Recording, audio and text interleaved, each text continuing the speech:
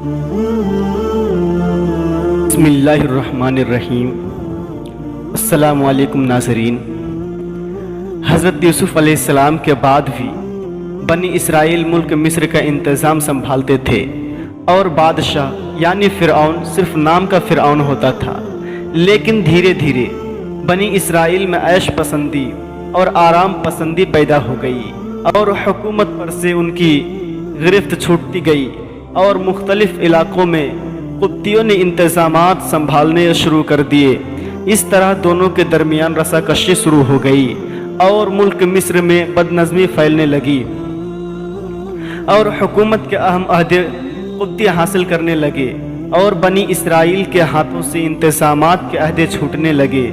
यहाँ तक कि हज़रत मूसा अलैहिस्सलाम के पैदाइश से 20 या 25 साल पहले हुकूमत के तमाम अहदे बनी इसराइल से छीन लिए गए थे और हुकूमत के अहम अहदों पर मिस्री फाइज हो चुके थे और बनी इसराइल आम आवाम की हैसियत से रहने लगे थे जिनकी तादाद कई लाख थी। ऐसे हालात में वलीद बिन मसअद फ़िरऔन बना। उसके फ़िरऔन बनने की कहानी भी काफ़ी दिलचस्प है। हज़रत मूसा अलैहिस्सलाम के ज़माने का फ़िरऔन चूँकि बहुत खूबसूरत था इसलिए लोग उसे काबूस कहते थे, जिसके माना है रोशन चिंगारी।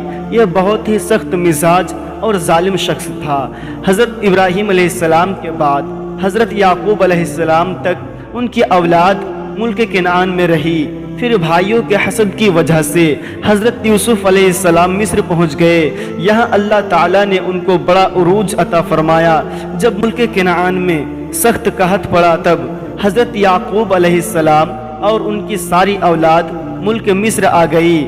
उन सबको अल्लाह ताला ने बढ़ाया और चंद सदियों में मिस्र में उनकी तादाद लाखों में हो गई और इस अरसा में वहाँ इसराइलों का दबदबा रहा।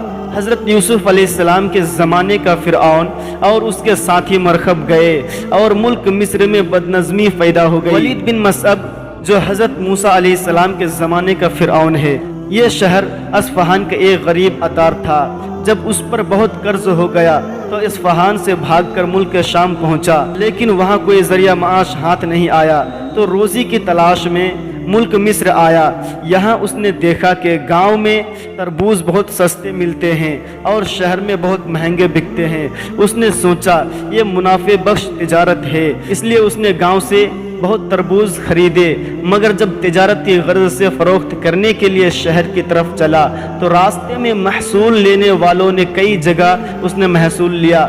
बाज़ार आते आते उसके पास एक ही तरबूज बचा, बाकी तरबूज महसूल अदा करने में चले गए। ये समझ गया कि उस मुल्क में कोई शाही निज़ाम नहीं है जो चाहे हाकिम बनकर माल हासिल कर सकता है। उस वक्त मुल्क मिस्र में कोई वबाई बीमारी फैली हुई थी, लोग मर रहे थे। ये कब्रिस्तान में जाकर बैठ गया और कहा मैं शाही अफसर हूँ, मुर्दों पर टैक्स लगा है। और इस तरह उसने बहुत सा माल जमा कर लिया। एक रोज़ शाही घराने का मुर्दा दफन के वास्ते लाया गया। उसने उसके वारिसों से भी दिरहम मांगे तो उन्होंने उसे गिरफ्तार करके फ़िरऔन के पास पहुंचा दिया और सारा वाक़या बादशाह को बताया।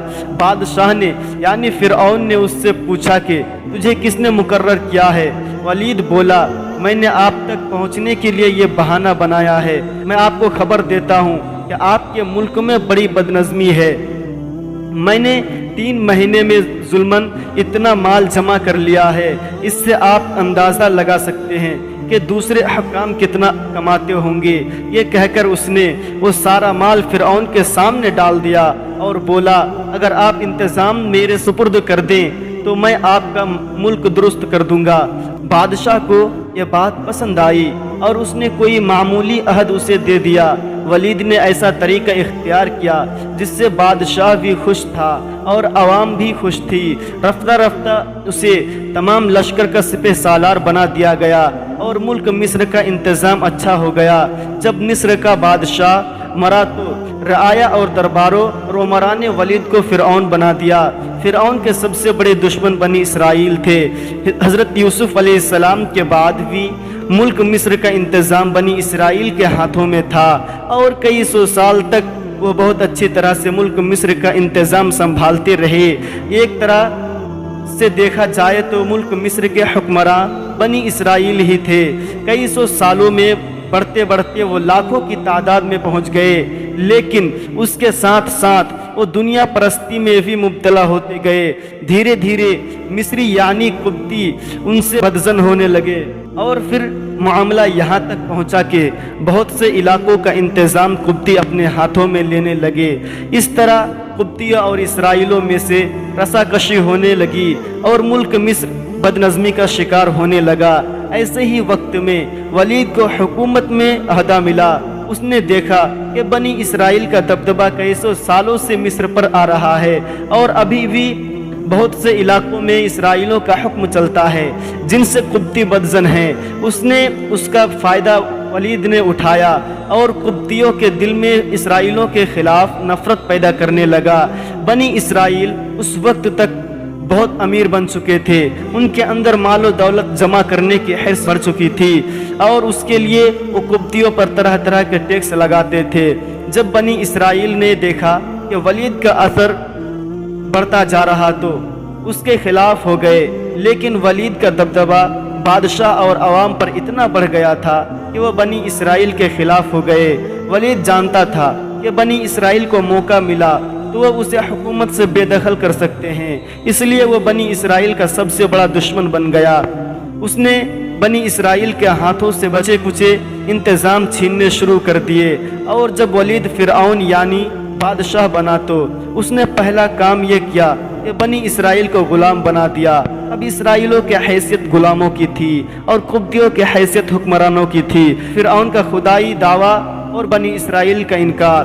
بنی اسرائیل کے ہاتھوں سے حکومت کے انتظامات قبطیوں نے اپنے ہاتھوں میں لینے شروع کیے تو ملک مصر میں بدنظمی کا شکار ہو گیا۔ اسی دوران فرعون کا انتقال ہو گیا تو ولید بن مصعب جو سپہ سالار اور ملک کا منتظم تھا، اس نے قبطیوں کے ساتھ مل کر درباری امراء اور وزراء کو خریدنا اور دھمکانا شروع کر دیا۔ آخر کار وزیروں اور درباریوں نے اسے بادشاہ بنا دیا۔ اس کا سب سے خاص آدمی یعنی ساتھی حامان تھا جو پچھلے فرعون کا وزیر اعظم تھا۔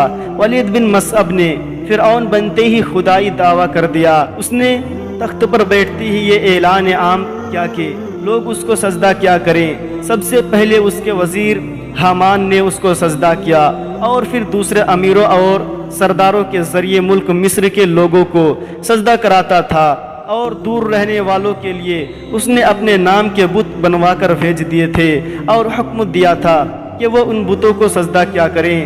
تمام اہل مصر نے قبطیوں کو سجدہ کرنا شروع کر دیا، لیکن بنی اسرائیل نے سجدہ کرنے سے انکار کر دیا۔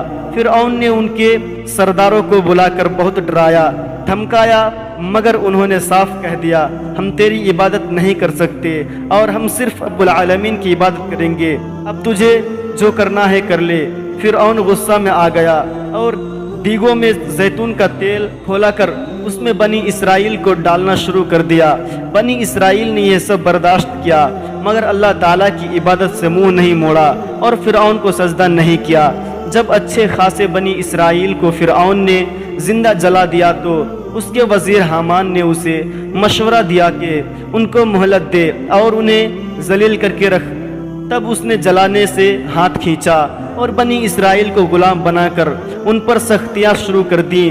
حضرت موسیٰ علیہ السلام کے زمانے کے فرعون نے بنی اسرائیل پر بہت ظلم کے پہاڑ توڑے تھے، اور آج کل ہمارے ہندوستان کا فرعون بھی مسلمانوں کے ساتھ ویسا ہی کرنے کی کوشش کر رہا ہے۔ ہمارے زمانے کا فرعون ہماری ہمت اور حوصلے کو آزما رہا ہے، اس لیے بہتر ہے کہ ہم مسلمان متحد ہو جائیں اور کوئی ایسا لاحقہ عمل مرتب کریں جس کی وجہ سے فرعون کو ناکامی ہو، ورنہ دھیرے دھیرے ہم پر بھی ایسے حالات آ جائیں گے جیسے بنی اسرائیل پر آئے تھے۔